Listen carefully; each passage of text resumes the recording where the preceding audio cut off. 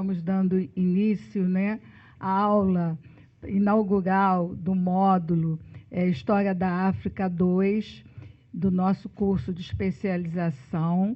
Como vocês sabem, é uma continuidade, os que já fizeram a extensão, e agora a gente está entrando nessa segunda parte da especialização. E aqui na mesa nós temos a professora Yolanda, né, uma das fundadoras do PENESB, é uma figura bastante importante. Sempre que a gente realiza algum evento ou alguma atividade, a professora Yolanda não pode faltar. E queremos aqui também, hoje, né, apresentar a professora Mônica Lima e Souza, que é a coordenadora do Laboratório de Estudos Africanos, LEAFRICA, do Instituto de História, da UFRJ, e também, desde sempre, participando conosco aqui no PENESB. E queremos também, né, registrar que nós estamos sendo filmados pela TV da UF, então é um momento também que vai ficar registrado, como daqui para frente pretendemos sempre ter essas gravações, porque a universidade precisa conhecer o nosso trabalho, precisa conhecer realmente o que o PENESB faz, o que vocês contribuem para que realmente as relações étnico-raciais sejam cada vez mais discutidas, implementadas, e que a gente possa trabalhar, mas no sentido de uma educação transformadora. E a gente só transforma quando a gente age. Então, é nesse sentido que hoje nós estamos, né, iniciando aqui mais esta parte do nosso curso. E, antes de passar a palavra para a professora Mônica, gostaria de saber se a professora Yolanda quer dizer algumas palavras, né, que, como eu falei, a palavra da professora Yolanda tem voz, tem força. Ouçamos. O trabalho do PENESB é um trabalho coletivo, né? Eu apenas representei durante algum tempo e faço parte dessa representação de um trabalho que não se faz individualmente, né? E a gente contou desde sempre, né, com uma equipe, particularmente com a professora Mônica Lima, que está sempre conosco, todas as solicitações ela nos atende prontamente. Então, tenho em vista, né, que é um trabalho coletivo. Eu quero dar novamente as boas-vindas a vocês e, mais uma vez, agradecer à professora Mônica pela presença aqui, por atender a esse nosso pedido, que há tantos anos, né, ela vem atendendo, ok? Exato. Bom, professora. Olá, bom dia. Eu é que agradeço o convite, e dizer que é um prazer estar aqui é dizer de algo verdadeiro, né? Eu tenho orgulho desse trabalho que eu venho realizando aqui junto à equipe do PENESB, desde o início, né, desde a introdução da disciplina de História da África nos cursos de extensão e agora de especialização. E esse trabalho também me formou, porque nós, educadores, nós sabemos que quando a gente se prepara, né, e trabalha com um conteúdo, um conhecimento, compartilha, a gente desenvolve o nosso conhecimento, a gente se forma também. Então, eu venho me formando nesses anos de trabalho com o PENESB, né? Eu venho aprendendo mais, e isso não é uma frase de efeito, eu venho transformando as coisas que eu penso nesse diálogo. E é pautada nessa ideia de que o conhecimento se estabelece no diálogo, que eu trouxe uma fala que vai ser relativamente curta, porque eu tenho todo o interesse em ouvir vocês, em pensar junto com vocês questões sobre essa história da África, que vocês vão se aproximar mais com os conteúdos desse próximo curso. Então, essa aula inaugural ela pretende ser realmente um abrir de portas para esses novos caminhos em direção ao continente africano. E eu não vou ser o guia, eu vou ser uma companheira de viagem, né, nos meus escritos, ao longo desse trabalho, dessa aproximação com a África, dessa viagem pela África. É nesse sentido que eu estabeleci como imagem de início um mapa do continente africano, né? A gente sabe, né, todos nós, que mapa é uma representação. Portanto, só no olhar sobre esse mapa, já teríamos muitas observações a serem feitas. Muitos conteúdos e conhecimentos sobre a história africana poderiam ser deslindados a partir desse mapa. Essas fronteiras dos países africanos contemporâneos, como elas foram criadas, né? E a história de conflito que elas envolvem, a história de luta que elas envolvem. Dentro dessas fronteiras, quantas realidades que hoje enfrentam situações graves e que, ao mesmo tempo, se reconhecem próximas dentro das grandes unidades possíveis no continente africano também. Porque, sim, o continente africano é diversidade, mas ele também tem, as suas sociedades têm aspectos em comum. Como bem ressaltou o professor Kabengele Munanga, uma referência obrigatória nos estudos de história da África e história dos negros no Brasil, o continente africano também tem espaços em que as sociedades, em inter-relações, construíram aspectos comuns em sua história, portanto, construíram identidades. Então, não só a partir da diversidade, mas também dessas identidades construídas, nós devemos olhar as representações sobre o continente africano e suas fronteiras. Então, temos aí um mapa contemporâneo do continente africano, está atualizado, porque nós vemos aí o Sudão do Sul, né? O Sudão do Sul, que até bem pouco tempo não existia como país, e hoje não só é uma unidade política reconhecida internacionalmente, mas também é cenário de muitas questões ainda por resolver, muitos conflitos que envolvem uma história que, ao conhecer melhor, né, as sociedades do continente africano, a gente vai procurar entender melhor. Nós vemos também ali no alto, logo abaixo do Marrocos, a República Saharauí. Então, vemos que esse mapa ele tem um posicionamento. Ele tem um posicionamento que é um posicionamento político. A República Saharauí ela não é reconhecida por todos os países e organizações internacionais. Ela é resultado da luta de um grupo, né, que há muito tempo vem reivindicando a sua independência frente ao Marrocos. A história da República Saharauí, logo ali abaixo do Marrocos, no alto do mapa, né, naquela região, né, nesse noroeste do mapa africano, ela é um território reivindicado, né, pelos saharauís, e a ação do Marrocos sobre essa porção do continente africano, ela vem recebendo diversas críticas de órgãos internacionais, mas ainda não é uma unanimidade como país no Concerto de Nações contemporâneo. Portanto, são dois exemplos que eu dei só para a gente pensar, né, que olhar um mapa contemporâneo da África, um mapa atual, né, não é simplesmente reconhecer aquela representação geográfica, mas também entender que atrás da construção desse mapa, que na construção desse mapa, muitas questões podem ser trabalhadas. Então, fique aí essa África de 54 países, entre insulares e continentais, essa África que também são suas ilhas, que parecem minúsculas no mapa, mas que têm uma longa relação com a sua história, sobretudo com a história do Brasil. As Ilhas Atlânticas da África, elas foram não apenas laboratório no qual se experimentou, por exemplo, o cultivo da cana-de-açúcar nos grandes engenhos, né, antes deles serem implantados no Nordeste brasileiro, lá no século XVI, como também funcionaram essas ilhas como pontos estratégicos, né, nos diversos conflitos que tiveram como cenário o Atlântico Sul, e não apenas o Atlântico Sul, nas guerras mundiais também. Só para a gente ter uma ideia, repetindo, que o mapa não é simplesmente aquilo que se olha e que se reconhece os nomes, as cores, talvez, em alguns casos, né, de alguns livros, as bandeiras dos países. Um mapa tem história. E nós, né, ao lidar com essa história, vamos lidar com essa geografia e vamos lidar com aquilo que é um dos instrumentos da geografia, que é a representação cartográfica dos países e dos continentes. Esse é o nosso continente, esse é o continente dos nossos antepassados, essa é a África.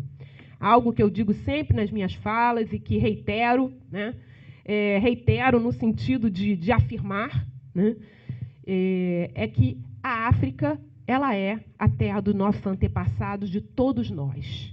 A África está em todos nós. Independente da nossa origem familiar, todos nós carregamos Áfricas em nós.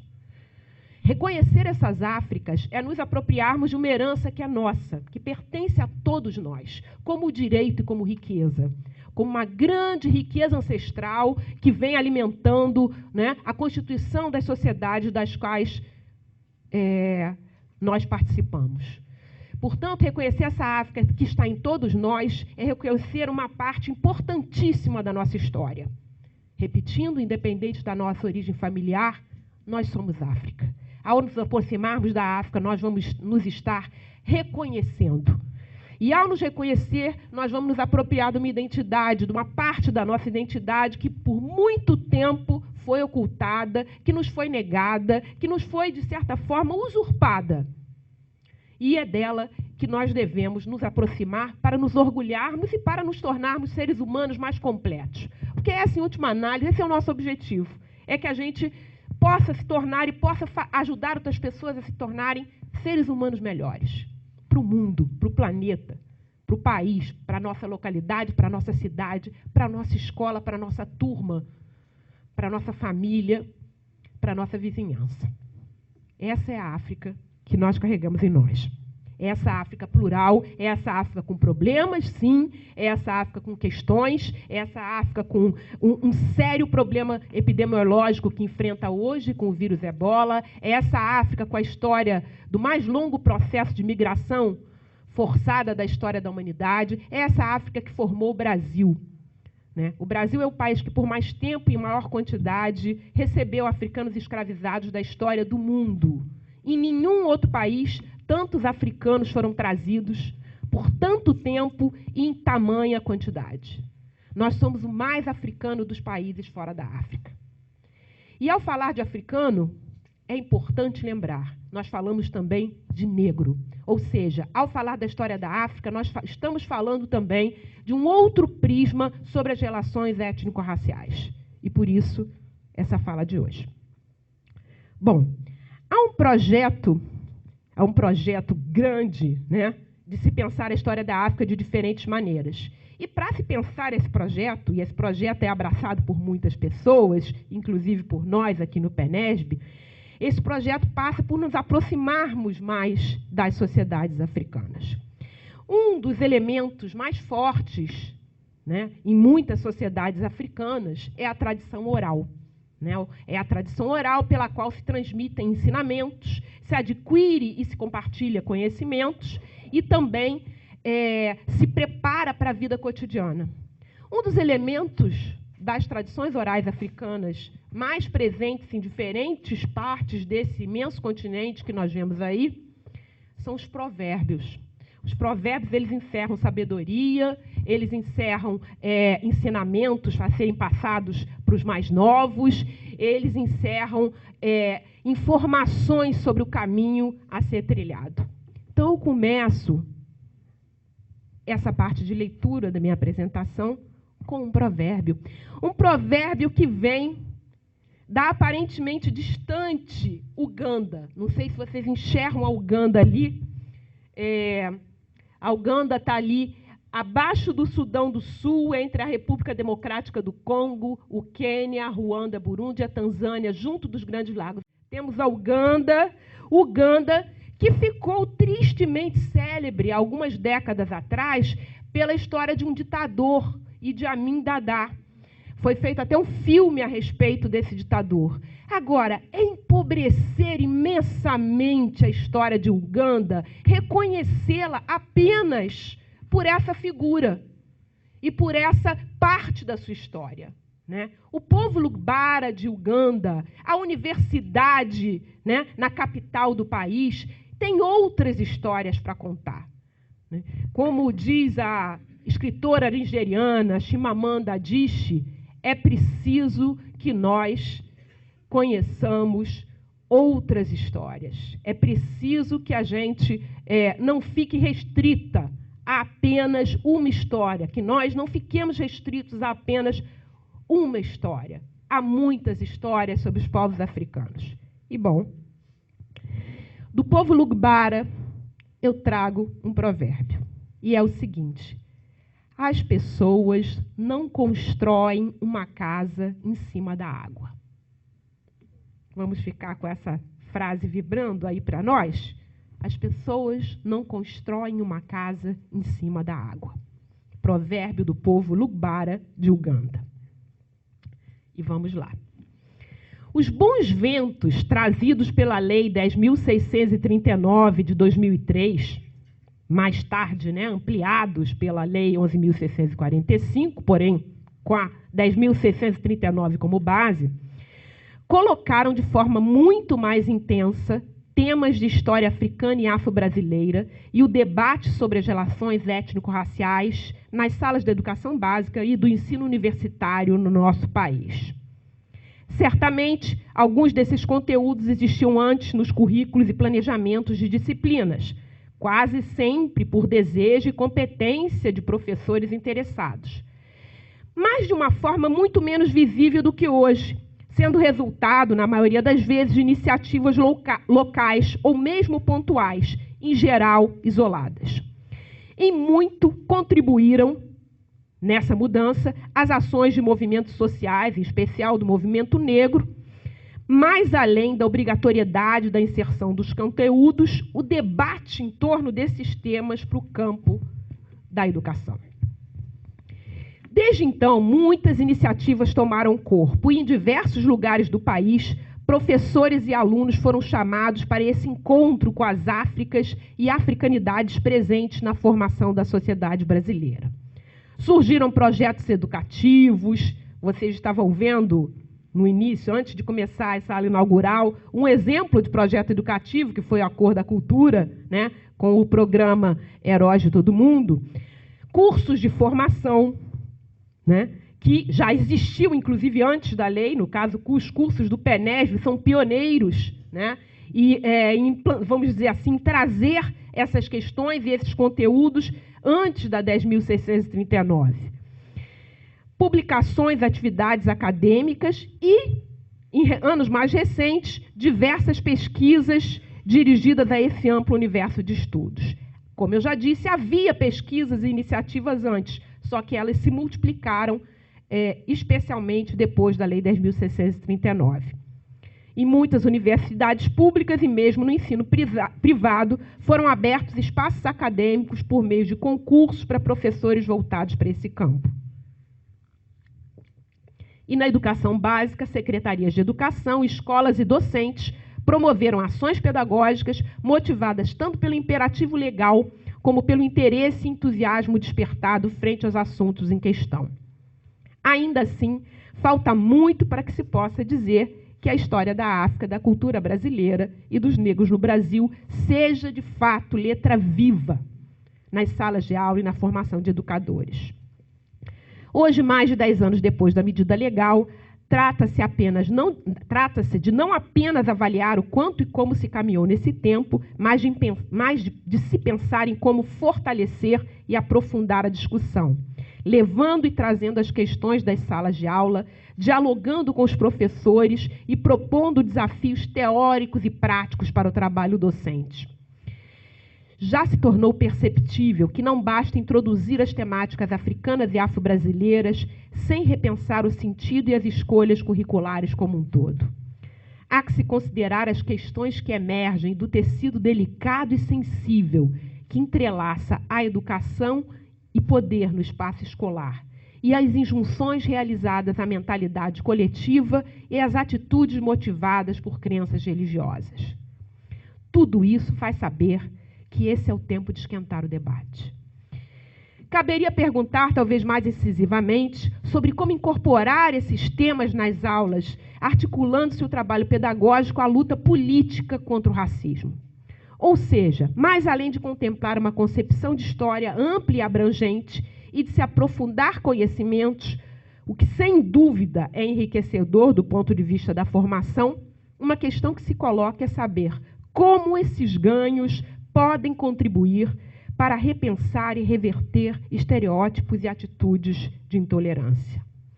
Não se trata de um uso ou abuso, né, do ensino da história da África, imprimindo a esse trabalho uma pretensa educação moral, mas sim de perceber que, ao se estudar a história e a cultura africana e negra num país como o Brasil, o que se pretende é, além de conhecer, reconhecer. E reconhecer-se nesse processo. Para que serve a história da África? Né? Já pensando numa introdução específica ao nosso curso. A resposta a essa questão nos coloca, primeiramente, frente à importância de se constituir um outro olhar sobre a história da humanidade e a história do Brasil. Esse novo olhar sobre a trajetória das sociedades humanas deve buscar uma perspectiva menos eurocêntrica e a inclusão de novos espaços e sujeitos no mapa da história que nós conhecemos. Reconhecer a presença africana amplia a nossa concepção de mundo e permite perceber aspectos das relações entre povos e regiões do planeta ao longo do tempo, por nós ainda pouco conhecidos e compreendidos. Tal aprendizado ilumina nosso entendimento sobre processos históricos e dinâmicas sociais, que a negação secular da história africana nos currículos escolares e universitários no Brasil nos levou a não perceber e, por consequência, a interpretar de forma equivocada. Em diversos momentos da história, povos da África, em suas relações internas ou com outros povos, estiveram diretamente envolvidos em transformações que alteraram profundamente a vida no nosso planeta. Desde o surgimento da humanidade, com as migrações que povoaram o mundo e as novas relações com o ambiente delas surgidas, a criação de instrumentos que mudaram as formas de sobrevivência e a constituição das primeiras instituições gregárias das sociedades humanas, desde esses longos processos e antigos processos, as sociedades africanas foram protagonistas de grandes transformações na história, essa história com H maiúsculo. Na antiguidade, a força e o fausto do Egito africano e a sua relação com o interior do continente, sobretudo com os reinos da Núbia, e mais tarde toda a importância da cidade de Cartago, que disputou com Roma o espaço do mar Mediterrâneo. Na costa oriental africana, ou África do Leste, as caravelas que cruzavam o Oceano Índico e ligavam esse litoral ao Golfo Pérsico, à Índia e à China, além das ilhas da Indonésia, a partir do século V, muito antes dos portugueses navegarem por lá. Um ativo comércio conectava povos africanos com povos de diferentes regiões nesse movimentado mar oriental, muito antes de ali aportarem os europeus. Na chamada época moderna, os africanos foram envolvidos no mais longo e intenso processo de migração forçada da história da humanidade, cruzando os mares nos chamados navios negreiros. E esse intenso processo se deu pelas rotas atlânticas que essa navegação criou. E se as Américas, esse nosso continente, né, imenso continente, América do Norte, Central, Caribe e do Sul, se constituíram a partir das relações estabelecidas entre europeus, povos indígenas e africanos escravizados, da mesma forma, o mundo atlântico, como espaço de intercâmbio de mercadorias, tecnologias e ideias, teve na sua formação a participação fundamental dos nativos da África. Aí a imagem 2, por favor. Então, a gente tem aí um mapa, né, desse comércio escravista, né, um mapa com as setas mostrando de que regiões o maior número de africanos escravizados foi trazido e que regiões receberam também o maior número. Como a gente pode ver, o Brasil foi destino de uma boa parte dessas populações cativas. Mas todas as Américas estiveram nesse longo processo, fizeram parte desse processo. Portanto, africanos e africanas construíram essas Américas, né? Transformaram esse continente. Cidades, fazendas, estradas, portos, mãos africanas, braços, pernas e cérebros africanos estiveram presentes aí, né? Porque os africanos, como o texto já assinala, não eram apenas seres com uma força de trabalho, né? Eles traziam tecnologias, eles trouxeram, por exemplo, instrumentos que tornaram a exploração do ouro em Minas Gerais muito mais eficiente. Esses africanos, eles foram aqueles que introduziram as técnicas de agricultura tropical no Brasil e no Caribe. Os portugueses e espanhóis desconheciam a maior parte dessas técnicas porque seus países se encontravam em outras zonas climáticas. Portanto, foram africanos que ensinaram, junto com povos indígenas, aqueles que já desenvolviam técnicas de agricultura, a como plantar e a como colher em terras tropicais. Portanto, tecnologias, ideias, conhecimentos cruzaram esses mares no espírito, nas mentes, nos conhecimentos que esses africanos, que nada mais podiam trazer, né, além dos seus corpos e das suas mentes, trouxeram para o nosso continente. Nas alianças e resistências dentro da história desses africanos e africanas, né, eles atuaram de uma forma ativa e muito além do sofrimento nos porões dos navios que foram chamados de tumbeiros.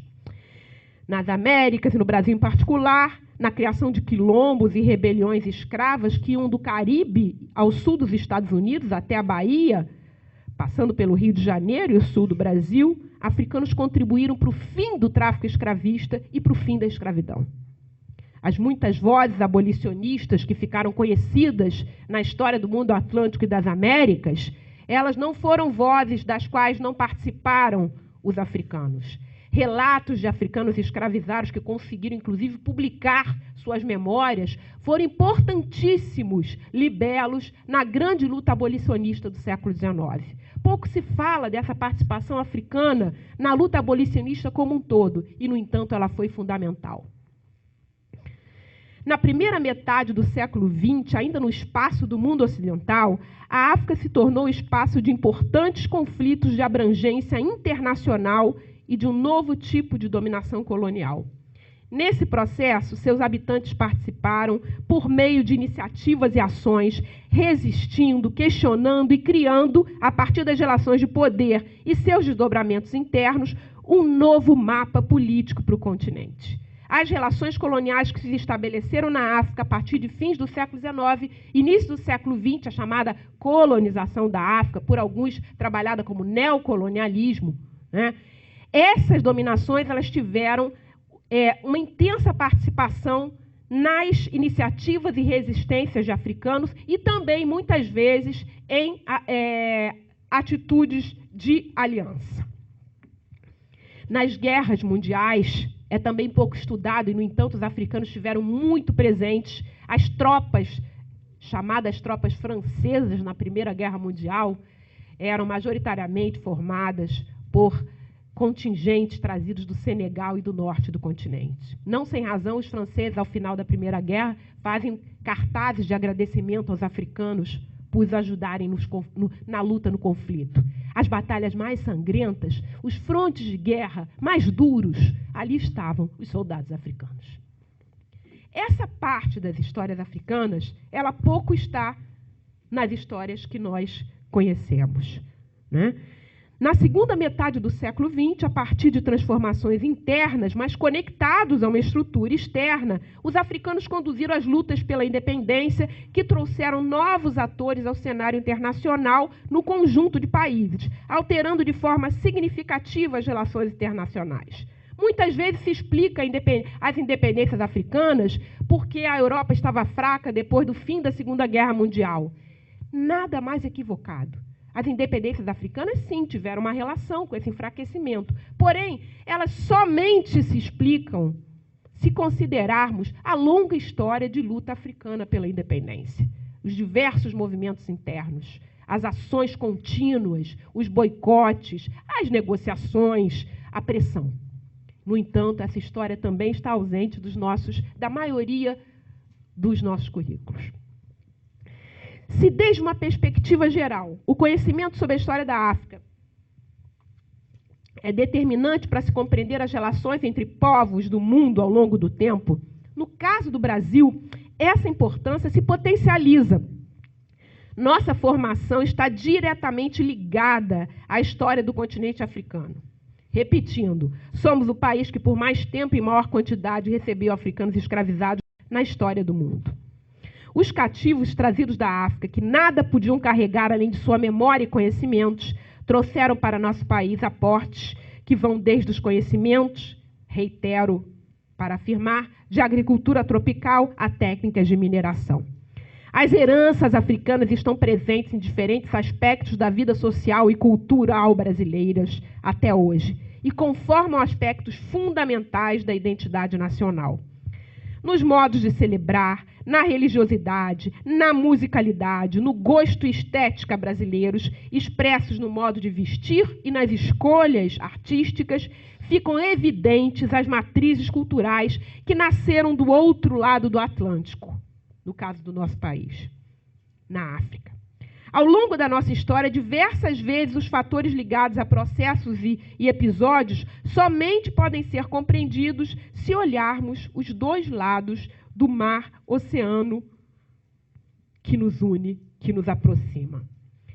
Essa história africana, que é uma história que muitas vezes, na maioria das vezes, ou esteve distante ou foi colocada de forma equivocada, né, nas programações curriculares, os livros que temos acesso, ela vem sendo transformada. Já podemos perceber publicações, textos que trazem outros conhecimentos.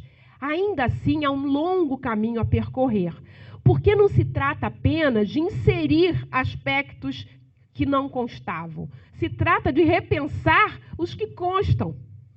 Ou seja, não trata-se apenas de pensar onde se pode encaixar a história africana nos conteúdos previstos de história geral, mas sim de repensar o peso que uma história eurocêntrica traz nos nossos currículos. E quando eu falo de uma história, que é o meu campo de trabalho, pensemos também em outros campos. Igualmente, as culturas africanas e suas marcas vão ser figuras ainda ausentes e, quando presentes, num espaço secundário.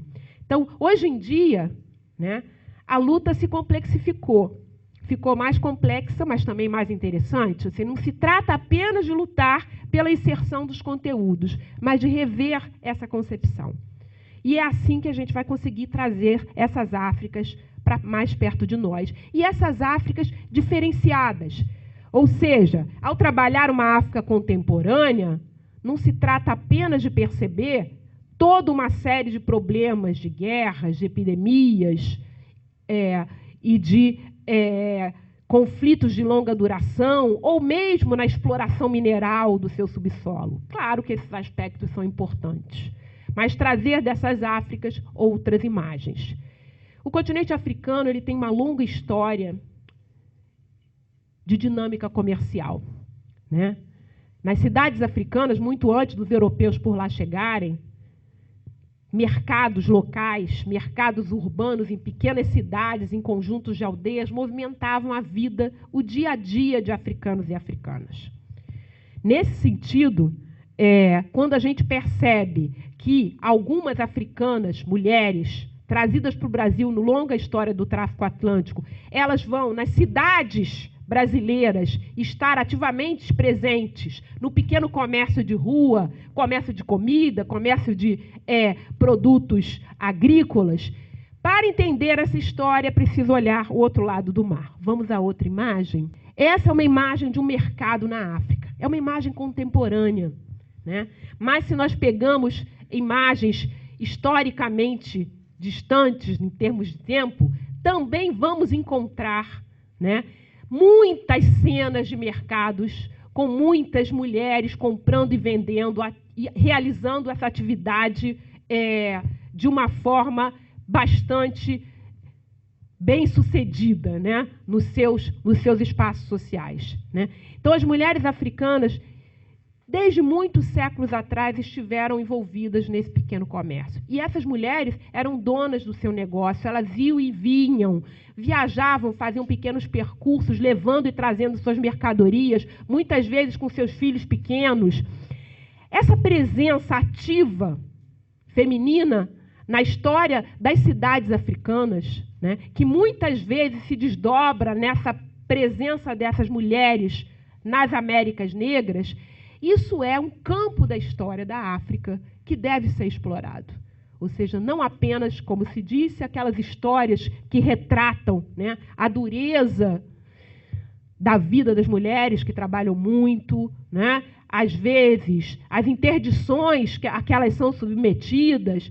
Existem muitas coisas além disso, né? Não só existem rainhas mulheres, né, existem chefes militares mulheres, como a rainha Nzinga, na região da África Ocidental, em Angola atual, como existem mulheres que no cotidiano transformavam e dinamizavam a vida social.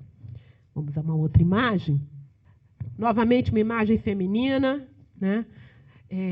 Essas são mulheres na África do Sul, no distrito de Soweto, protestando contra o apartheid.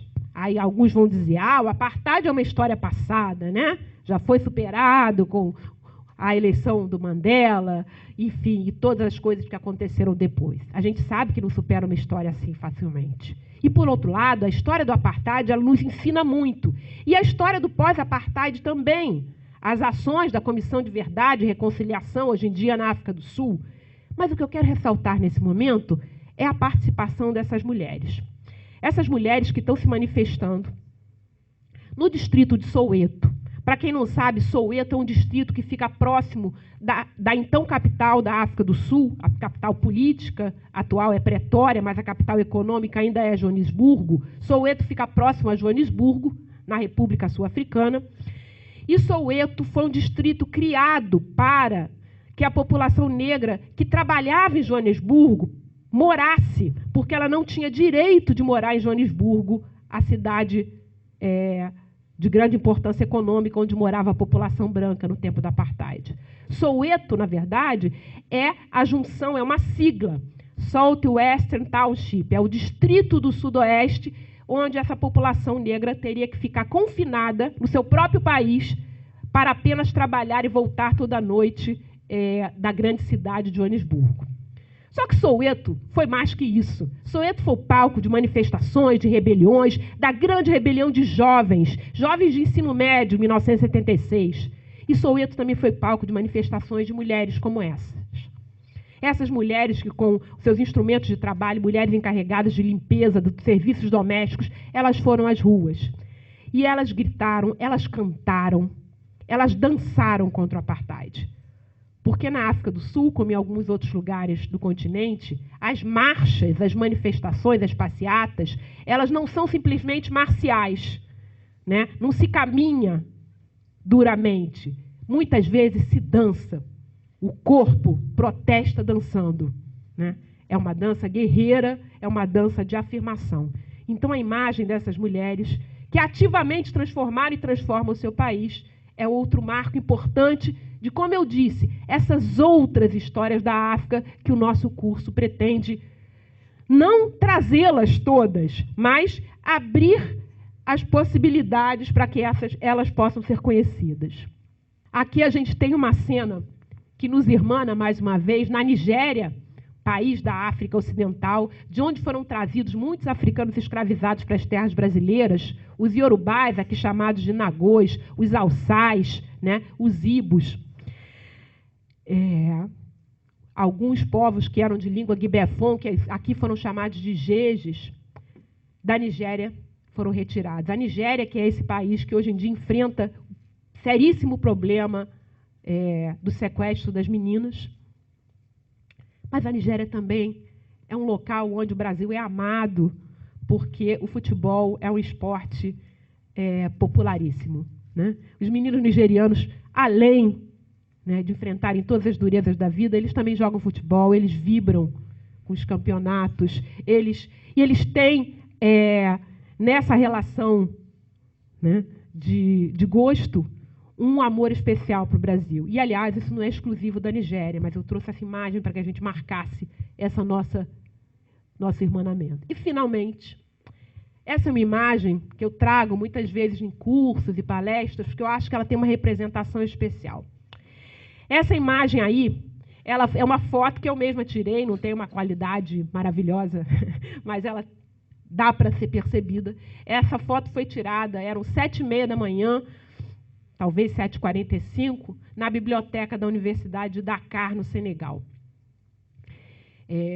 Eu estava com um grupo de pesquisadores lá, e nós entramos na biblioteca, estávamos visitando, conhecendo a Universidade de Dakar, que é importantíssima na história da vida intelectual africana, né? É outro lado que a gente não conhece. Quais são os temas, as questões que as universidades africanas vêm pensando, trazendo hoje, quais suas produções?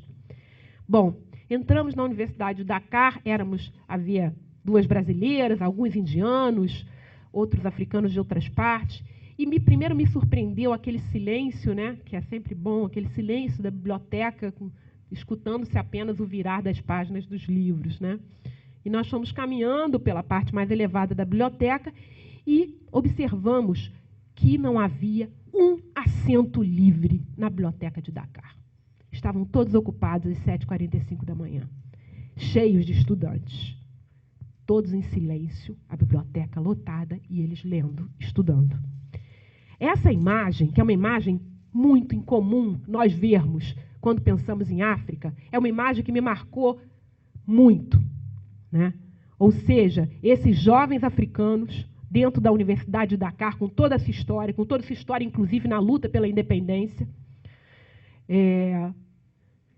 ávidos por conhecimento, firmes, né, no seu estudo, concentrados e respeitosos àquilo que se fazia.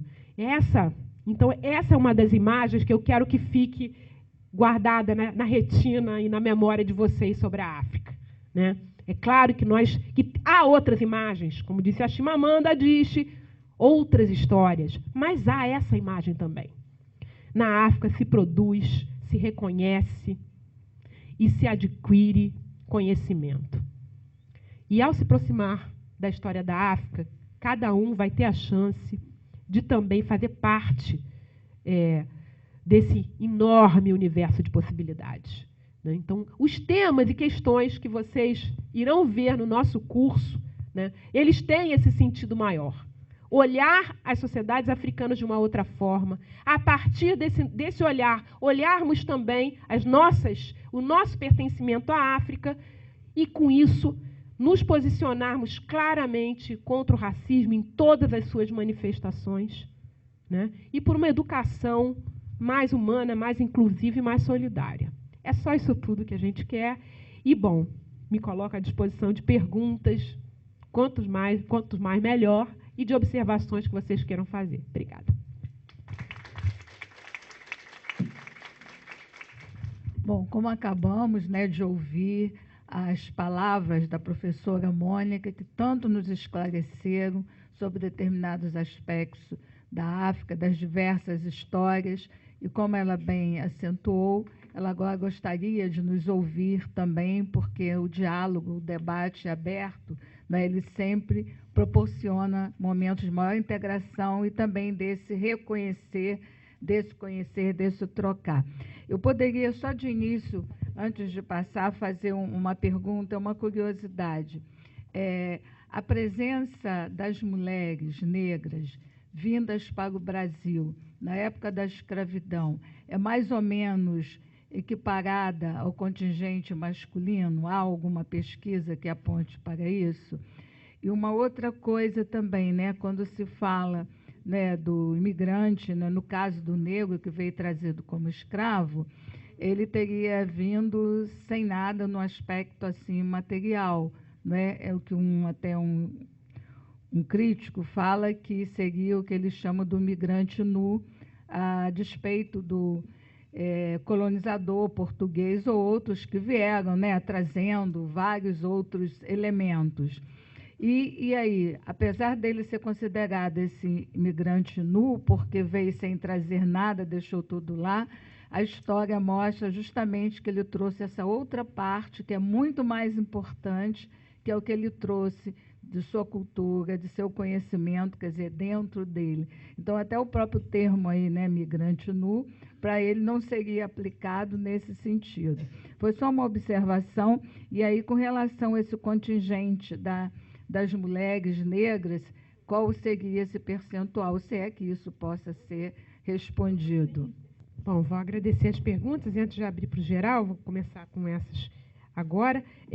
Com relação às mulheres no comércio escravista, a gente sabe que a proporção sempre foi de 2/3 para 1/3, 2/3 de homens para 1/3 de mulheres. Agora, o que é interessante saber, além desses números? As mulheres eram minoritárias. E aí eu posso apontar várias razões. Primeiro, a mais conhecida, é o interesse dos escravocratas, né? Que eles queriam, mais que tudo, uma força de trabalho para as atividades que faziam, e, ao mesmo tempo, a escolha por homens jovens revelava esse destino. Por outro lado, olhando as questões por diferentes pontos de vista, as sociedades africanas, e mesmo aquelas que produziam cativos, né, dificilmente deixariam que fossem suas mulheres. A mulher era algo muito precioso nas sociedades africanas, era considerado algo muito precioso, porque a mulher não era só ela apenas que gerava novas vidas, também era responsável pelas atividades agrícolas em muitas dessas sociedades. Portanto, havia sim o interesse que movia as rotas escravistas, mas havia também, das sociedades locais, muito mais dificuldade em colocar suas mulheres naquele comércio, né? No caso das capturas de cativos, se fazia muito menos sobre as mulheres. E quando isso acontecia, não para que inviabilizassem o futuro daquelas aldeias. Agora, o que é interessante a gente entender da história dessas mulheres escravizadas é que, a despeito delas terem sido minoritárias em termos numéricos no comércio escravista, as mulheres eram aquelas que mais conseguiam a alforria em termos relativos. Ou seja, elas eram que alcançavam mais rapidamente a liberdade. E quando havia que se comprar a liberdade de alguém, as mulheres eram priorizadas. Por quê? Porque quando os africanos se organizavam para a compra da liberdade de alguém, também priorizavam as mulheres, para que elas produzissem filhos livres, para que a próxima geração fosse livre. Então, essas ideias que, assim, estão por trás desses números, né? Elas são importantes da gente ressaltar. A outra questão é a respeito esse imigrante nu, de fato, né? De forma nenhuma nu, né? Sem traje, sem bens, mas com toda uma série de equipamentos mentais e espirituais. Nós queríamos que os que querem fazer perguntas, que ficassem aqui em número de 3 e de 3 em 3, né, para que a gente pudesse agilizar um pouco mais as nossas demandas, as nossas questões. Bom dia, eu sou a Fernanda Mulim e no primeiro dia eu falei com vocês sobre a ideia que a gente tinha de mobilizar a OAB de Niterói, que é a maior do país, que tem 14.500 advogados, para entrar junto com a educação, né, nessa luta pela igualdade racial, pelo reconhecimento identitário.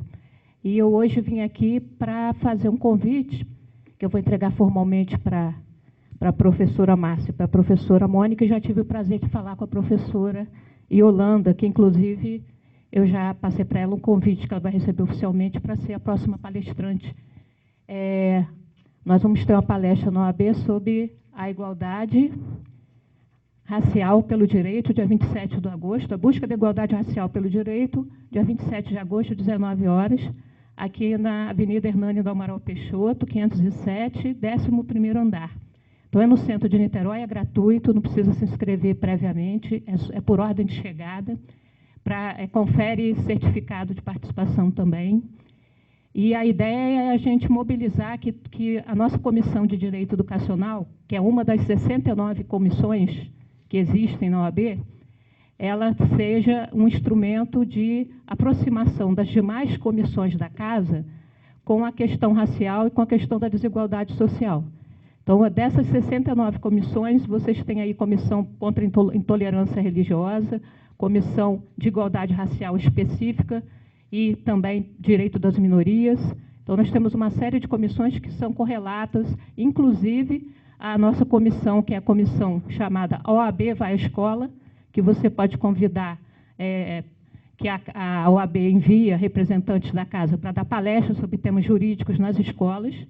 A nossa presidente de comissão é uma jovem chamada Juliana, que eu tive a honra de ser minha aluna, e que é negra, e que é recém-formada, e que, por sua capacidade, se destacou e já chegou a presidente da comissão OAB Jovem, da maior OAB do país. Então, a gente quer incrementar esse contato com as escolas, permitir a aproximação da escola com a OAB e a participação mais efetiva do OAB na promoção desses direitos também, junto com o setor educacional de Niterói. Então, na verdade, eu vim agradecer a vocês por tudo que eu aprendi. Eu sou aluna, como vocês, do PENESB, né? E a gente estou tentando, de alguma maneira, dentro da minha área, atuar com esse conhecimento que vocês estão me passando. Vou dar continuidade aqui à pós-graduação. Então, ainda vou continuar estudando muito aqui. Mas é isso que eu queria ter o prazer de falar com vocês, que minha intervenção no primeiro dia não foi um sonho vazio que ficou esquecido. Já está concretizado, isso aqui é só o primeiro passo, né? A próxima palestra já vai ser bullying. Bullying, nós vamos trabalhar o bullying pela intolerância religiosa e pelo racismo, pela discriminação. Então, todas as temáticas daqui em diante vão ter, todas elas, algum ou palestrante que seja, né, um palestrante relacionado à questão racial e da desigualdade, ou uma temática específica, como foi a primeira, que vai ser com o Carlos Alberto Lima de Almeida, porque ele foi o nosso presidente anterior, mas ele também tem uma tese sobre a Lei 10.639, que ele é doutor em Política Social aqui pela UF, e também mestre em Educação. Então, nós vamos procurar desenvolver esse trabalho junto para ver se a gente consegue com que a maior OAB do país se torne também um exemplo para as demais OABs, né, de outros estados, para que a gente consiga trazer essa questão também como uma luta pelo direito dentro da advocacia.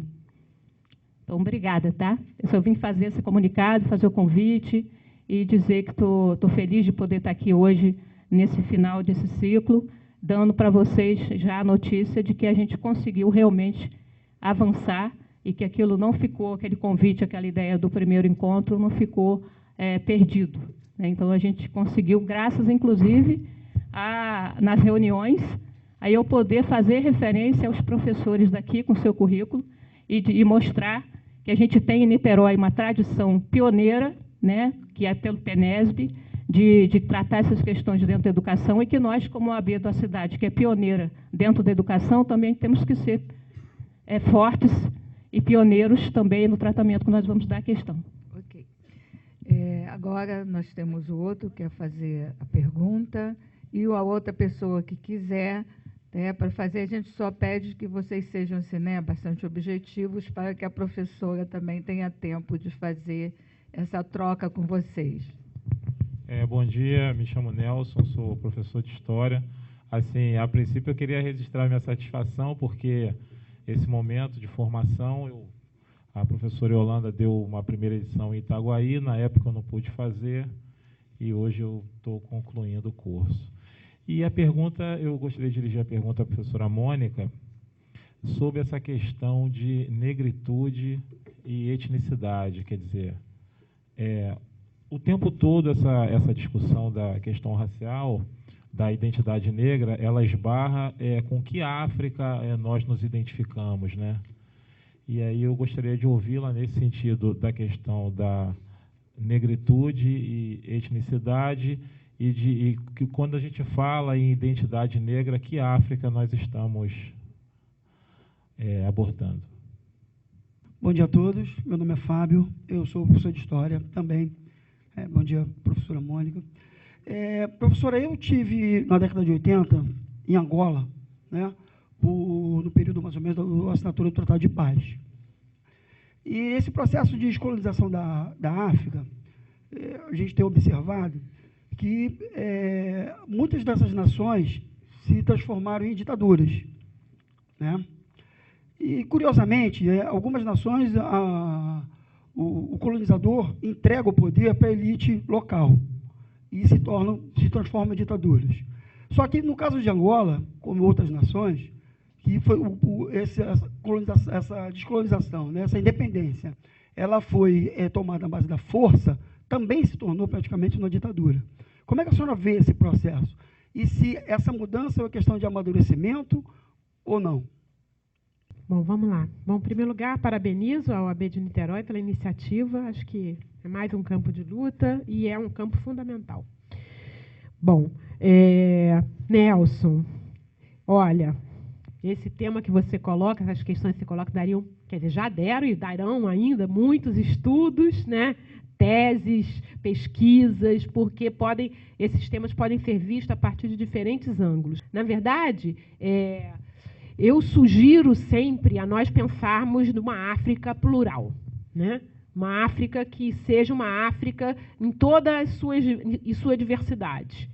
Mas, ao mesmo tempo, dentro dessa África plural, essa África que contempla os povos do norte do continente, os povos da África Oriental, né? Enfim, com seus diferentes matizes e cores, é claro que, ao pensarmos na história africana, minha ideia, enfim, a ideia que eu abraço é que a gente pense nessa África plural. Porém, se trabalharmos com a história de povos e sociedades africanas que tiveram uma relação mais estreita, mais próxima com as Américas, em especial com o Brasil, nós temos que pensar nessa África ao sul do Saara, né? Que cada vez mais a gente aprende a dizer não subsaariana, mas ao sul do Saara, para romper com a ideia do sub, né? Como algo menor. Essa África ao sul do Saara, essa África que é uma África predominantemente negra. Aí entra a questão da negritude, né? E a negritude, que é é um conjunto de ideias, é uma vertente de pensamento que encontra uma expressão forte na luta pela independência dos países africanos no século XIX, que é um movimento intelectual, artístico, literário, né? Ela traduz um conjunto de práticas culturais e de produção de conhecimento que tem como um dos eixos o combate ao racismo. Porque o que havia, né? Havia uma ideia implantada com muita força a partir de final do século XIX e início do século XX, de que os povos negros eram inferiores. De que essa população, sobretudo a população africana ao sul do Saara, era menos dotada de capacidades intelectuais e artísticas, né? E que era simplesmente um conglomerado de emoções desenfreadas e de força de trabalho. O movimento da negritude, no século XX, ele vai servir para colocar a arte, a literatura, a poesia e as culturas africanas em destaque, focalizando, sim, o aspecto negro dessas culturas, porque havia uma questão do racismo muito forte no pensamento dominante. Daí que essa identidade africana, quando se resgata, né, essa identidade africana como parte da nossa história, ela sim vai esbarrar na luta contra o racismo. E trazer a discussão sobre a negritude nos ajuda a compreender que essa não é uma história neutra. Essa é uma história que tem que se posicionar com relação à discriminação racial. Então, que África é essa com que nós identificamos? Essa África pode ser essa África plural, das múltiplas Áfricas de povos de diferentes origens e aparência, mas ela pode e deve ser também uma África que contemple os povos ao sul do Saara, majoritariamente negros, e que reivindicam a sua inteireza, a sua humanidade, de uma maneira muito firme, através de movimentos como a negritude, por exemplo. Então, é nesse sentido. Não sei se te respondi, mas tentei chegar perto. Fábio, a descolonização da África e as ditaduras. E isso é um assunto interessantíssimo, também, né, daria longos debates, mas eu vou me focar em 2 pontos. Em primeiro lugar, Esses regimes autoritários no continente africano, que, vamos dizer assim, aparecem, né, de uma forma muito forte depois das independências, seja nos países onde essa independência foi menos conflituosa, seja nos países, como é o caso de Angola, que viveu uma longa guerra, eles podem ser atribuídos a diferentes fatores. Primeiro, vou nomear alguns, né? Não vou conseguir nomear todos, mas vou nomear alguns. Primeiro fator, o modelo de Estado que se elegeu como modelo de Estado para os países africanos pós-independência foi o modelo de Estado europeu ocidental. Esse modelo de Estado, com todas as suas instituições e práticas políticas e, obviamente, sociais, culturais. Esse modelo de Estado, construído muitas vezes, né, sobre a ideia de, vamos dizer assim, sobre um espaço que eram fronteiras artificiais, que não respeitavam as divisões históricas desses povos, né? Ele não se encaixou nas tradições políticas, nos antigos hábitos e costumes das sociedades africanas. Então, ele é um modelo que veio de cima para baixo, para responder a uma necessidade de se afirmar no cenário internacional como nação independente. Portanto, essa implantação forçada desse modelo de Estado, ela não vai se encaixar na maioria das sociedades africanas. Então, você tem, por exemplo, vou dar um exemplo para ficar bem claro o que eu estou querendo dizer com essa grande discussão teórica de modelo de Estado. Vamos ver, por exemplo, sociedades que tinham uma longa tradição de se fazer a escolha de seus governantes com base numa longa discussão dos conselhos de anciãos. Para aquelas sociedades, essa era a forma mais justa de você escolher um governante local e, por sua vez, regional e, por sua vez, mais amplo, né, na região. A discussão dos conselhos de anciãos, longas, para se chegar ao melhor nome para contemplar para ocupar aquele cargo. Isso é impossível de se imaginar no modelo de Estado que foi implantado. O modelo de Estado que foi implantado são as eleições com participação política, você escolhe, você vota, aí tem os partidos. Nada disso fazia parte da história daquelas regiões. O que se tentou fazer? Um arremedo, muitas vezes, em que essas coisas se combinassem. Eu estou dizendo que o modelo de Estado ocidental necessariamente é ruim? Não.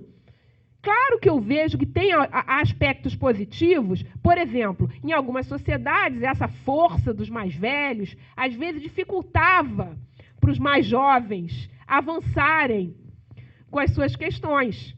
Não poucas vezes, assim, nem tudo é flor, né? Nem tudo também é perfeito. Não estamos falando de sociedades ideais. Então, havia sociedade em que essa questão dos mais velhos também impossibilitava os jovens. A guerra também vai colocar jovens numa posição de mando. Por quê? Os melhores soldados, os chefes de tropa na guerra, seja na guerra de libertação, seja na guerra de afirmação do poder do Estado, eles vão ser os novos senhores, não mais os anciãos.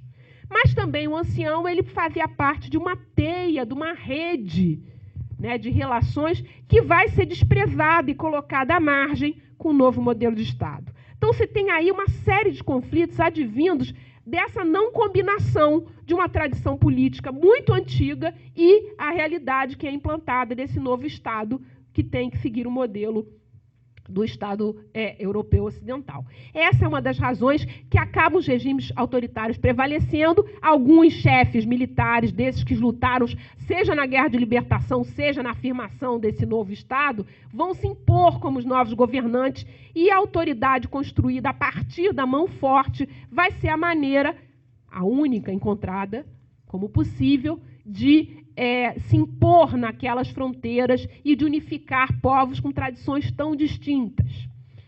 A segunda coisa é que é, de fato, muito difícil você manter sobre uma mesma identidade nacional povos que têm uma longa tradição de diferença, que têm suas instituições próprias, seus governantes. Como é que você cria essa nação? É o mecanismo inverso. Não é a nação criando o Estado, é o Estado querendo criar a nação. Isso é muito difícil. Isso é muito difícil de imaginar como se torna possível, e daí as saídas autoritárias. Com isso, eu não estou de forma nenhuma, eu espero que fique bem estabelecido, defendendo a saída autoritária, mas estamos tentando entender de que forma essa saída autoritária dialoga com a história da África, com a história dos povos africanos. E uma terceira razão, que não é desprezível, é a razão que vai se colocar relacionada com as forças externas, os grandes interesses sobre o continente africano. Alguém já disse, antes de mim, que em certos países a razão da riqueza e da tristeza, perdão, a razão da pobreza e da tristeza, né, tristeza advinda dos conflitos, é a imensa riqueza do subsolo. Angola é um país riquíssimo, tem petróleo, tem diamante, tem urânio, e assim é o subsolo em vários países africanos, justamente aqueles mais conturbados, mais conflituosos, são aqueles em que a flor da terra, abaixo da terra, encontram-se riquezas que causam, obviamente, interesses e ações de grupos externos, aliados com grupos internos, não estamos aqui para idealizar, que levam a saídas autoritárias e a regimes extremamente cruéis com a população. Então, assim, enumerei aqui 3 grandes razões, mas a história africana nos mostra uma série de outras, né? O que não se pode iludir, nem se deve concluir, como muitas vezes, de uma forma equivocada, se prega, é que existe uma tradição autoritária dentro da própria prática política de sociedades africanas. A gente sabe que, se for olhar a história, não é isso que a história nos conta, né? Não estou falando de democracias representativas ao modelo que a gente conhece, mas em formas participativas que sim existiam muito antes dos europeus por lá chegarem com suas contribuições. É isso. Também não sei se te respondi ou se te trouxe algumas questões. Bom, nem sempre responder é possível, mas a gente encaminha questões. Obrigada pela sua pergunta, viu? E eu queria fazer uma pergunta para a Mônica e depois também fazer um breve levantamento, uma breve palavra.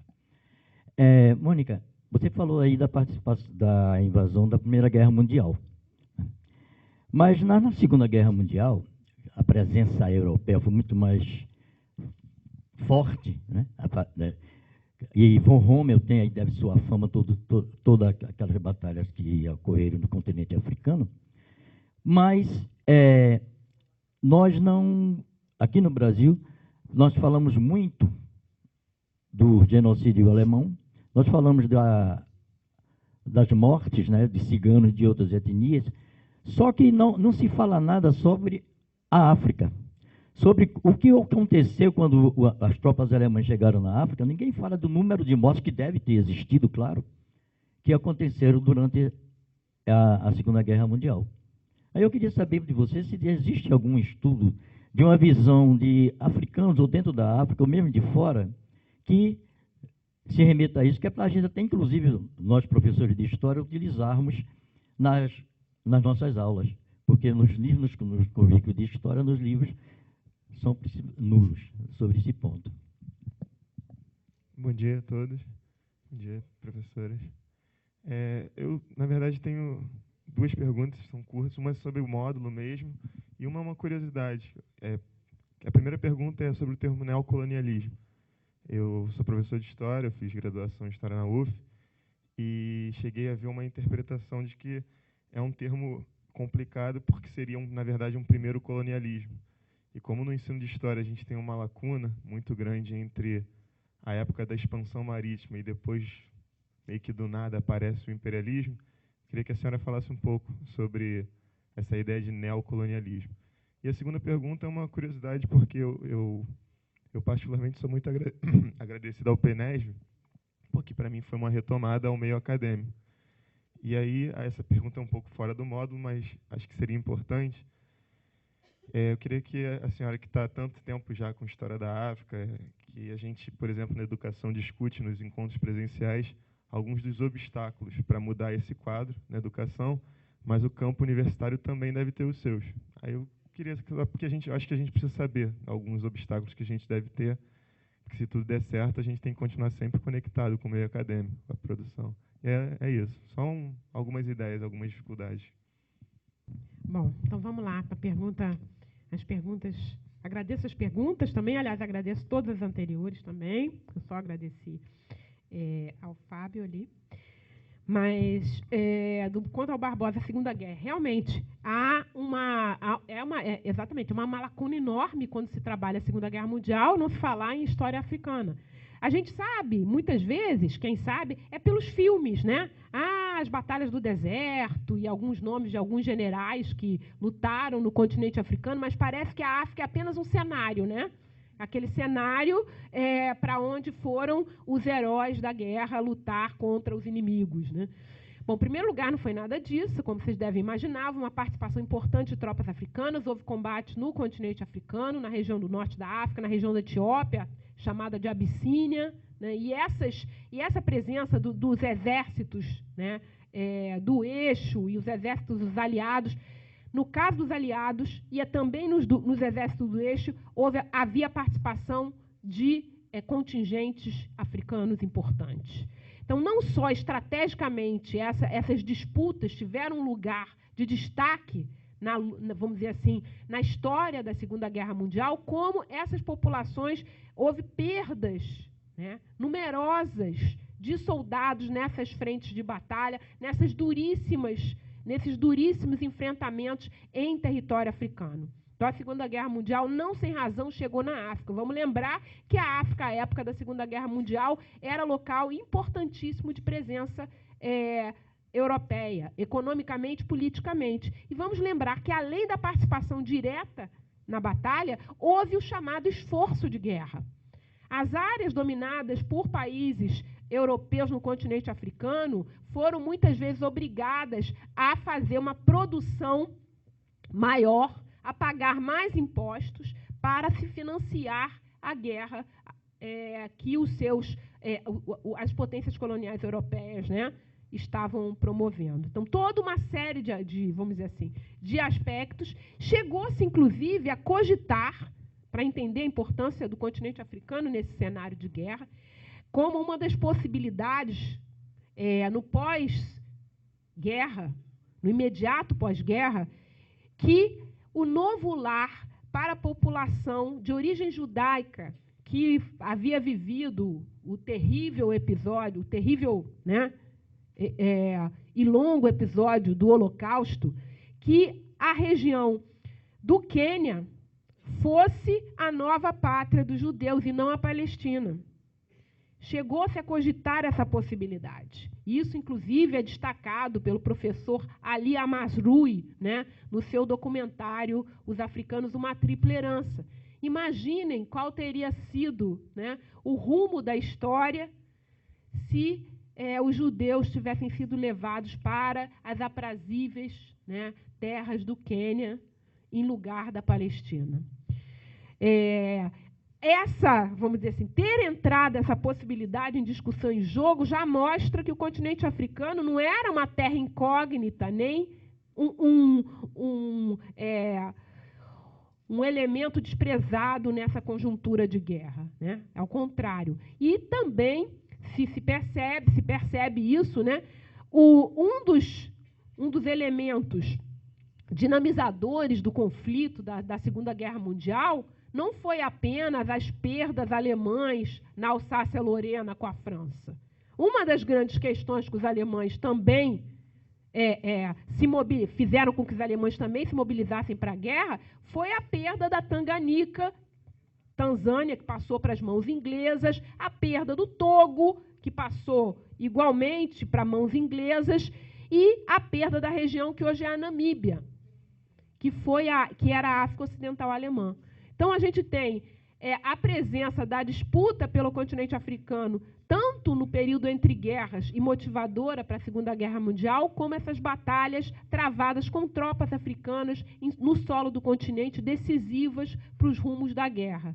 Até mesmo, acrescentando essa história de terem cogitado essa possibilidade de ocupação do território queniano para imigrantes judeus, para refugiados judeus do conflito em território alemão e polonês, sobretudo. Bem, ou seja, escrever e contar essa história é uma tarefa constante. Há alguns textos que tratam disso. Na coleção História Geral da África, no último volume, há artigos que tratam da participação africana na Segunda Guerra Mundial. Imagino que alguns de vocês já saibam, os que não sabem ficarão sabendo que o Ministério da Educação, né, patrocinou a tradução e a publicação com uma revisão brasileira da coleção dos 8 volumes da coleção História Geral da África. Eles são acessíveis no site do MEC, também no site da Unesco, né, do volume 1 ao volume 8. Não chegam à história ultracontemporânea, mas já chegam a meados do século XX, o último volume. E esse material são textos escritos por especialistas, a maioria deles africanos, né? Se observou uma regra para cada volume da coleção História Geral da África, que 2/3 dos autores teriam que ser africanos. Então, você tem 1/3 de autores de outros países e 2/3 africanos. É uma história linda, essa coleção também com todas as suas limitações, porque também tem, né? Ela é algo para ser melhor apropriado, conhecido a respeito disso. Além dos volumes da História Geral da África, um professor aqui da UF, que é o Marcelo Bittencourt, da História, também tem textos escritos sobre a participação africana na Segunda Guerra Mundial. Não vou lembrar exatamente aonde aqui agora, mas procurando pelo Marcelo Bittencourt, que é professor do Departamento de História aqui da Universidade, a gente vai encontrar essas referências. Com relação ao neocolonialismo, de fato, essa é uma discussão conceitual importante. Eu não sei se você notou, quando eu fiz a minha fala, eu falei do chamado neocolonialismo para as pessoas localizarem no tempo. Justamente, a ideia é que o termo neocolonialismo ele surge, né, para fazer uma comparação com o colonialismo, sobretudo o colonialismo europeu nas Américas, né, entre os séculos XVI e XIX. Né? Então, o neocolonialismo seria essa nova ação de dominação, né, europeia sobre a Ásia e a África, inclusive. Né? Então, é dessa comparação, né, que nasce o termo neocolonialismo. No entanto, autores e toda uma produção historiográfica recente sobre a história das Américas vem questionando o termo colonialismo para as Américas na época moderna, ou na chamada época moderna, né? Entre os séculos XVI e XIX. Nesse sentido, se não reconhecendo o termo colonialismo para o século entre os séculos XVI e XIX, o termo neocolonialismo cai por terra, porque, de fato, seria uma ação colonial com características muito particulares, essa que se faz a partir do século XIX e XX. Né? Então, não teria que marcar essa diferença, seria realmente o colonialismo europeu na sua mais pura versão. Alguns chamam, enfim, nomeiam o período anterior, o período da época moderna, como o período do antigo regime nos trópicos, trabalham com outras formas de inserção dessas áreas das Américas nas suas relações com a Europa, não utilizando o termo colonialismo e muito menos contrapondo-se ao colonialismo do século XIX e XX. Porém, para não dizer que não existe também debate sobre o termo colonialismo sobre África e Ásia no século final do XIX e início do XX, existem autores africanos que questionam essa profundidade da dominação colonial. Né? E afirmam que, para determinadas regiões da África, a presença europeia ela se deu apenas sobre algumas cidades importantes e seu entorno e que não se estendeu ao longo do território. Ou seja, aquele mapa que a gente vê da partilha da África dos países europeus, cada um ficando com um pedacinho, que não era tão verdadeiro assim. Que houve regiões da África que não chegaram a ser partilhadas pelos europeus, que os europeus não chegaram a dominar todo aquele território, né? E se a gente comparar em termos cronológicos, a presença europeia nas esferas de dominação política e econômica que se constrói a partir do final do século XIX, ela vai até meados do século XX, porque em 1960 os países africanos estão se tornando independentes. Então, para alguns autores, são apenas, e vamos botar esse apenas aí, entre aspas, né, 50 anos de domínio europeu, o que historicamente seria pouco, né?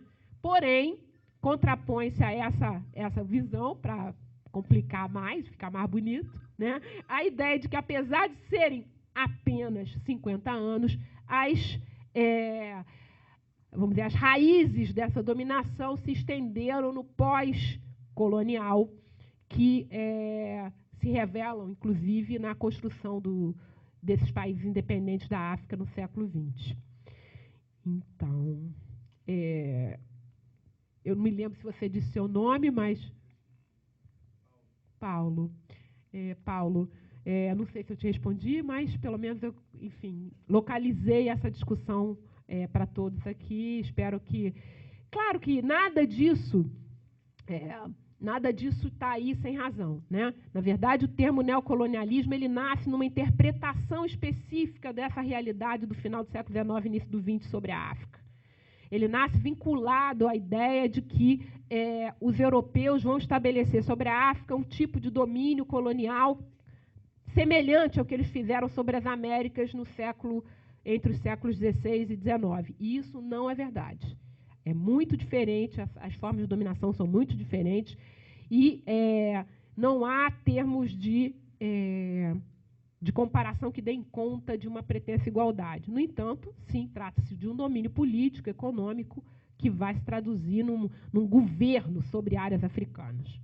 É isso. Mais uma rodada só de perguntas, porque depois também a professora Yolanda tem algumas informações, o Luciano, e também a gente vai fazer o agradecimento aqui à professora Mônica. Então, mas é Barbosa, não, mais não alguém? Mais alguém? Com a palavra, Zé Barbosa. Bom, então, para mim é só uma fala, né? Porque, infelizmente, eu estou, por motivos pessoais e particulares, né, estou me afastando um pouco do PENESP. Então, é só uma forma de agradecimento. Em 1985, após uma árdua luta de uma mulher acostumada a ultrapassar as adversidades sociais da nossa sociedade, que eu considero a professora Yolanda um verdadeiro intelectual orgânico, naquela visão de Gramsci, foi criado o PENESP, iniciado o primeiro curso de especialização lato sensu, que se chamava Raça, Etnias e Educação no Brasil, do qual eu tive o orgulho de fazer parte, e ter como primeira professora a Mônica, recém-chegada do México também, né? Agradeço à professora Yolanda e ao PENESP ter me tornado um cidadão brasileiro, mais consciente, porque foi a partir do curso que me percebi negro. Antes eu era moreninho, era moreno, marrom bombom e outros nomes que me deram, mas principalmente moreno. E tive a oportunidade de, através da transmissão do conhecimento da verdadeira história do negro na sociedade brasileira, fazer com que outros brasileiros também assim se percebessem. Desde 95, né, há 14 anos, nós estamos trabalhando aqui, 14, né? 20 anos, 19 anos, estou até atrasado, tá vendo? Esse ano, né? Então, há quase 20 anos que nós estamos aqui nessa luta. Quer dizer, e como destacou a professora Mônica, antes de 2002, né, antes da Lei 10.639, a professora Yolanda já estava lutando por esse ideal. Eu digo nos meus escritos, né? Não nascemos racistas, mas a maneira de que somos socializados nos torna preconceituosos e discriminadores em relação àquele outro considerado inferior, majoritariamente os negros. E é essa forma de socialização perversa que nesses 19 anos o PNEV busca modificar. E agradeço mais uma vez pela oportunidade de ter contribuído para que a concretização desse ideal se realize. Obrigado, Yolanda, por ter me transformado num pai, avô, agora bisavô, mais consciente de suas responsabilidades. Graças a...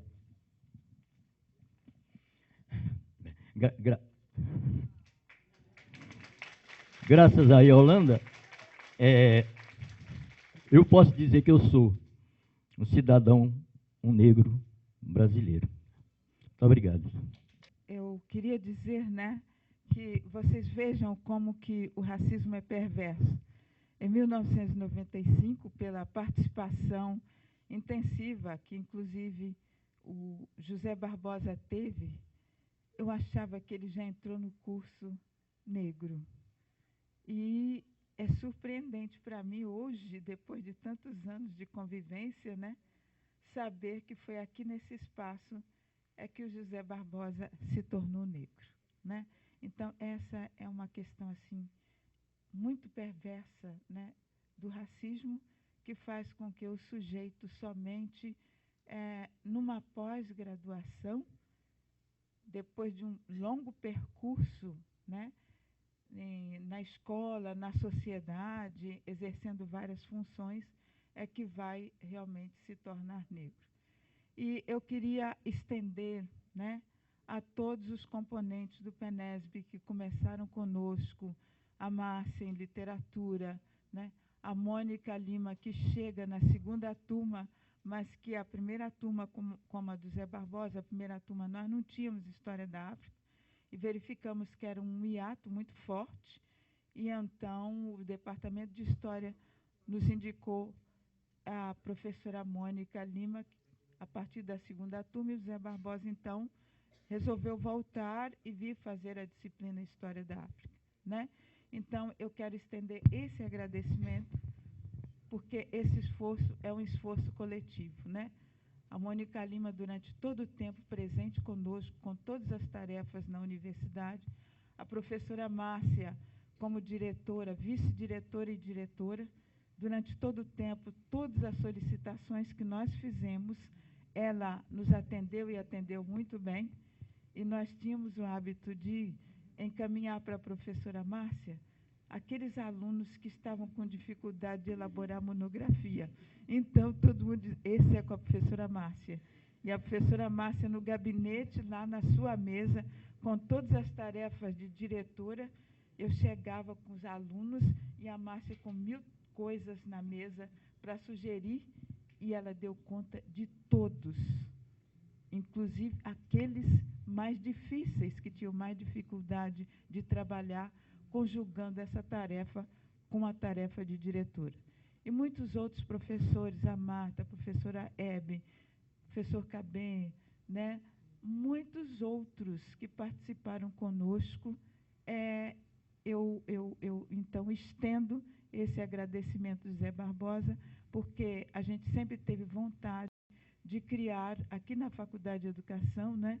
Para mim foi um estranhamento quando eu cheguei como professora, verificar que havia uma discussão forte sobre crianças de classes populares, um ambiente predominantemente marxista, e a questão negra, que já era uma discussão colocada, ela estava completamente ausente. Isso me causava muito desconforto aqui no ambiente da Faculdade de Educação. E justamente quando a gente pensou em criar um espaço de discussão sobre o negro em educação, nós buscamos aliados. Encontramos muitos aliados, entre os quais, né, ex-alunos, como o José Barbosa, que permaneceu conosco. Tive a felicidade de ser orientadora dele no mestrado, né, e a gente manteve assim essa aliança, esse grupo. É o resultado de um trabalho de grupo, né?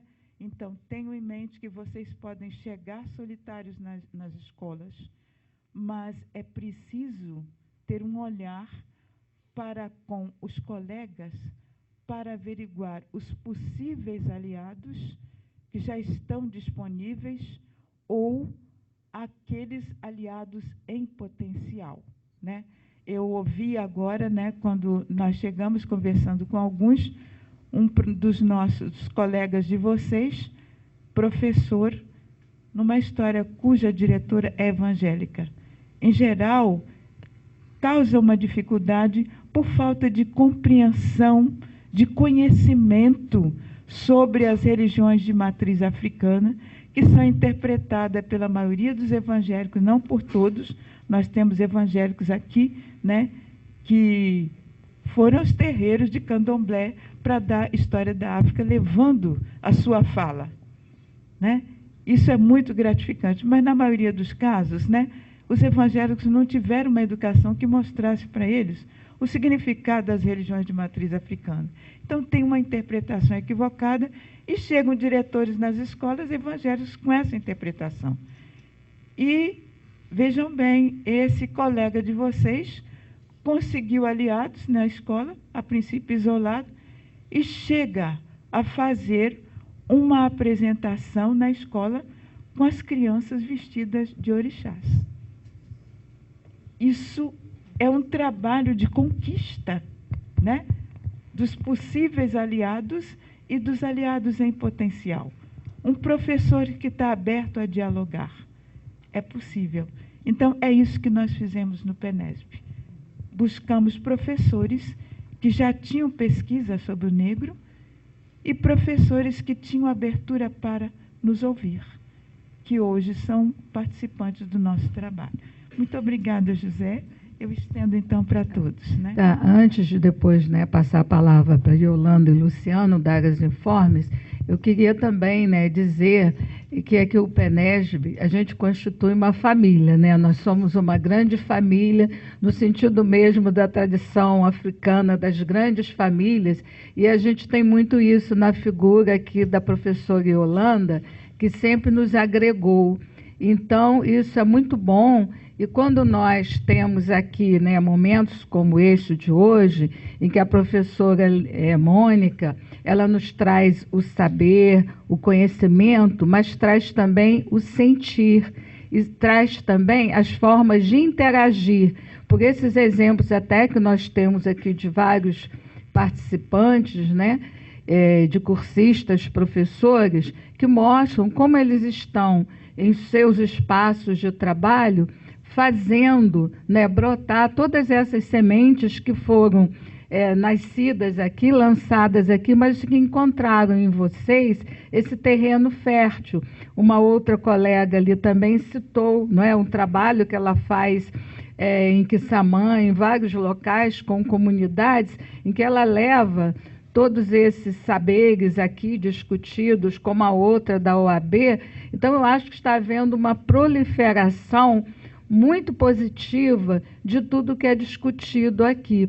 E a professora Mônica hoje, não é, nos trouxe, né, essa oralidade, mas ao mesmo tempo todo esse conhecimento, mostrando as diversas Áfricas, mas qual África que nós queremos trazer em nós. E lembrar também, como você também falou, que na parte literária nós tivemos vários escritores, né, que trabalharam os movimentos pela libertação de Angola, Vamos Libertar Angola, em que vários escritores se uniram justamente para, através dos seus textos, mostrar a importância da palavra, que a palavra ela é importante tanto oral quanto escrita, porque é ela que ajuda a modificar. E essa história contada ou escrita, como a professora Mônica aqui nos mostrou hoje, tem essa possibilidade de mostrar o quê? As diversas histórias, porque não existe vida sem narração. A vida se faz através dessa contação, dessa narração da história. E até o poeta também africano, né, o Rui Castro, que ele diz que narrar é viver. Tá? Eu acho que a gente está tendo aqui esses momentos em que, através da narração, do conhecimento do professor que traz e que é assimilado junto com o que vocês trazem, porque toda experiência, não é a prática também que leva à teoria, ao conhecimento. Nós estamos fazendo aqui esse momento em que esses saberes são assim aglutinados e a gente tem nesta manhã esse exemplo através de tudo que está sendo dito aqui. E a gente agradece, em nome do PENESB, né, a participação sempre muito dinâmica e, ao mesmo tempo, trazendo muito embasamento para nós, da professora Mônica, e até o provérbio que ela disse no início, que as pessoas não constroem uma casa em cima da água. Então, aqui no PENESB, esse tempo todo, nós estamos, como já foi dito aí por outras pessoas, principalmente José Barbosa, né, desde o início, essa construção vem sendo subsidiada pela força do estudo, do trabalho coletivo, né, principalmente liderado aí pela professora Yolanda, mas com a participação de todos aí, como já foi dito, a gente está construindo uma casa sólida, não em cima da água, mas em cima do conhecimento, do saber, da prática e, sobretudo, da nossa vontade de estarmos juntos buscando uma educação transformadora para um Brasil melhor para todos nós.